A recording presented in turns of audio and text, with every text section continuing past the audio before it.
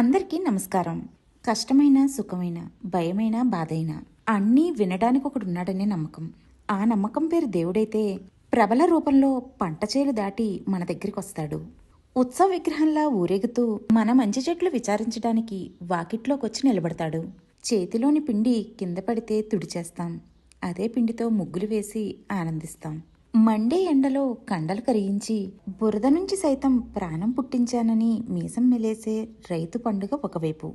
ఎందుకోసం తలపడుతున్నామో ఎవరికోసం తలపడుతున్నామో తెలియకపోయినా పందెంలో ప్రాణాలను సైతం పణంగా పెట్టే కోడిపందాలు ఒకవైపు. ఇంట్లో చెత్తని, మనసులో పాతని మంటల్లో విసిరేసి వెచ్చని వెలుగుల్లో మంచిని వెతుకుతూ రేపటి గెలుపు జాడల దారి చెప్పే భోగిమంటలు ఒకవైపు. కోళ్ల పందాలు, గాల్లో పటాలు వ్యర్థం అనుకుని వదిలేస్తే వజ్రాలైనా రాళ్లైపోతాయి. నమ్మకంతో మొక్కితే రాళ్లు సైతం పలుకుతాయి. గర్భగుడి దాటి నీ మనసును చేరటానికి అడ్డుతెరలు లేవంటూ ప్రబల రూపంలో పరుగు పరుగున వస్తాయి.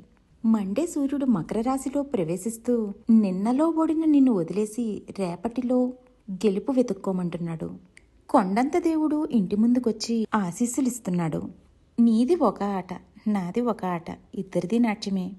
ఆడించేవాణ్ణి తెలుసుకునే వరకు అందరం బొమ్మలమే. గంగిరెద్దుల మేళం అన్యాపదేశంగా ఏదో బోధిస్తూనే ఉంది. గొబ్బెమ్మలను గోదాదేవితో సమానంగా పూజిస్తూ తమకున్న కృష్ణభక్తిని చాటుకోవడం. ఇంటికి కట్టే మామిడి తోరణాలు, కొత్త కుండకు పసుపు బొట్లు పెట్టి కొత్త బియ్యపు పాయసాన్నాలు, మీ ఇంటి పండగలో నాకు వాటా ఉందంటూ వాకిట్లోకి వచ్చి నిలబడే హరిదాసులు. విజయానికి అపజయానికి అర్థం తెలియకపోయినా పందెంలో ప్రాణాలు పరంగా పెట్టడం ఒకవైపు. మొత్తం మీద పండిన పంటలు, ఎద్దుల గంటలు, చుక్కల ముగ్గులు, చెక్క భజనలు, కోళ్ల పందాలు, గాల్లో పటాలు, వాకిట్లో హరికథ.